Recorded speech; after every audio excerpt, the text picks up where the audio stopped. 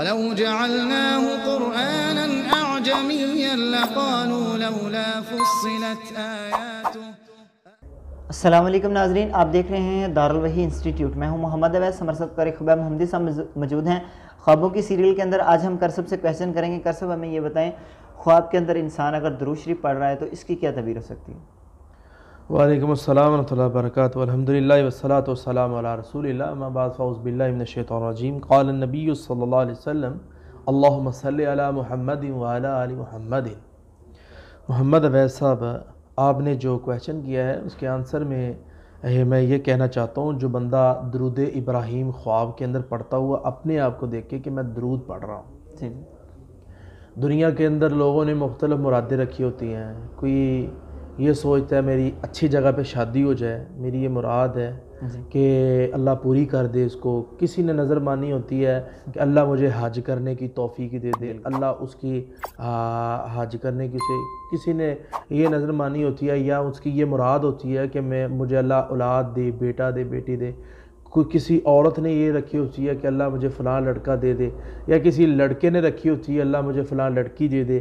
تو وہ درود ابراہیم کو خواب میں دیکھ لیتا ہے، اپنے آپ کو پڑھتا ہوا رابطہ کرتا ہے کہ میں درود ابراہیم کو دیکھ رہا ہوں، میں پڑھ رہا ہوں خواب کے اندر۔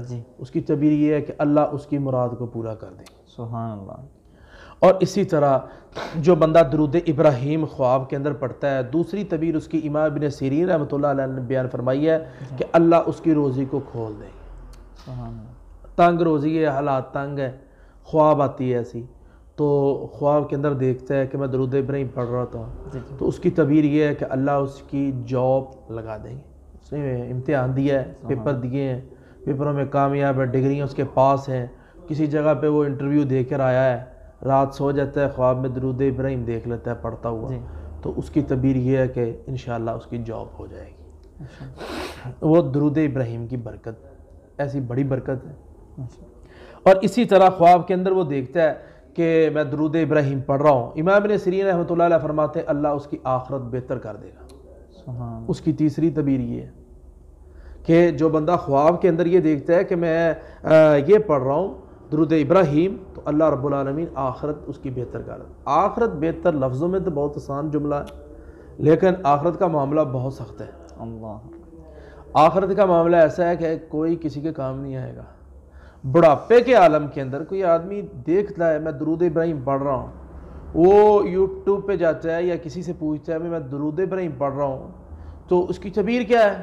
اس کی تعبیر یہ ہے کہ اللہ آخرت کا اس کا معاملہ آسان کر دیں گے، پریشان نہیں ہونا، اللہ تیری قبر کے مراحل کو بھی آسان کر دیں گے، اور اخروی معاملات کو بھی، اور دائیں ہاتھ میں اللہ تجھے نامہ مال دیں گے، اور اپنی جنت کا وارث بنائیں گے، اور نبی صلی اللہ علیہ وسلم کے ہاتھوں اللہ رب العالمین حوض کوثر پینے کی توفیق عطا فرمائیں گے۔